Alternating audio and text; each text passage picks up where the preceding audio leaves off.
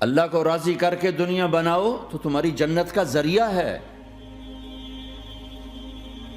سعد بن عبادہ فرمایا کرتے تھے، یا اللہ بڑے بڑے کام تو، بڑی بڑی نیکیاں تو پیسے سے ہوتی ہیں، کسی کو آزاد کرنا، کسی کا علاج کرانا، کسی کی شادی کرانا، کسی کو گھر بنا کے دینا، تو اللہ مجھے رزق دے تاکہ میں تجھے راضی کرنے میں خرچ کروں، مجھے رزق دے میں تجھے راضی کرنے میں خرچ کروں۔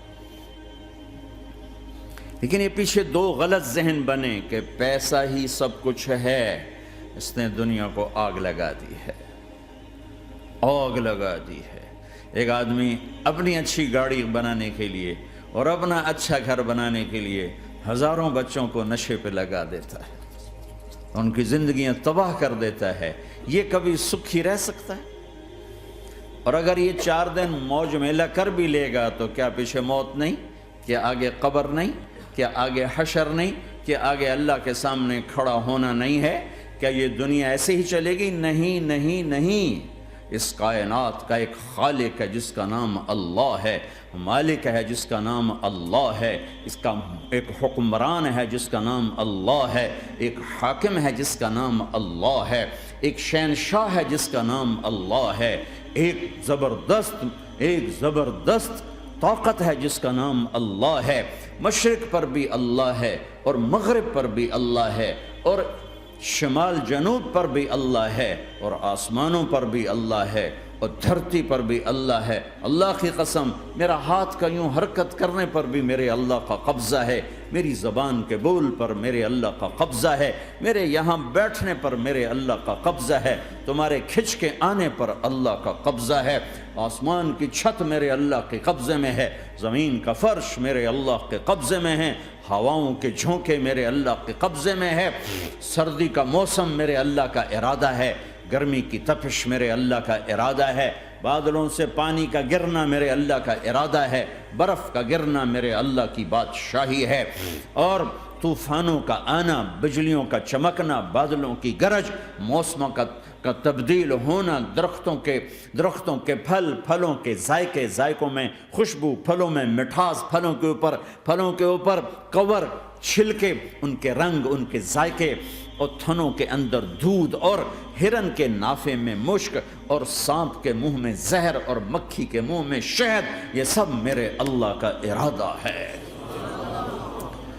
آزاد ہیں؟ موت سے لڑ کے دکھاؤ، آزاد ہو، جوانی کو روک کے دکھاؤ، آزاد ہو، بیماری کو روک کے دکھاؤ، آزاد ہو، غم کو روک کے دکھاؤ۔ کیوں لوگ شراب میں ڈوبتے ہیں؟ کہ اندر کی ویرانیاں ان کو نشوں میں لے جاتی ہیں، ان ویرانیوں کو شراب سے دور کرتے ہیں۔ ارے اللہ کو ڈھونڈو، اللہ کو ڈھونڈو، اللہ کو ڈھونڈو۔ میرے اللہ کا اعلان ہے، نہیں پیسے سے اطمینان نہیں ملتا۔ ایک ذہن یہ کہ ہم اپنی مرضی پر چلیں گے تو ہمیں سکون ملے گا۔ اللہ کی قسم، جتنا اپنی مرضی پر چلو گے اتنا تباہ ہوتے جاؤ گے۔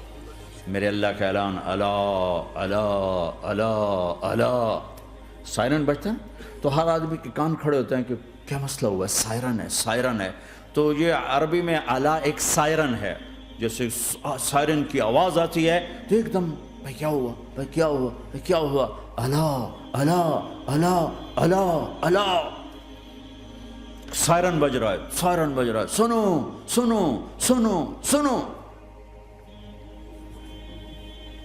کیا عجب بات ہے۔ اللہ برمنگم والو سنو، اللہ نوجوانوں سنو، اللہ ساری دنیا میں بسنے والو، چاہے اللہ کو مانتے ہو چاہے نہیں مانتے ہو، سنو، کیا؟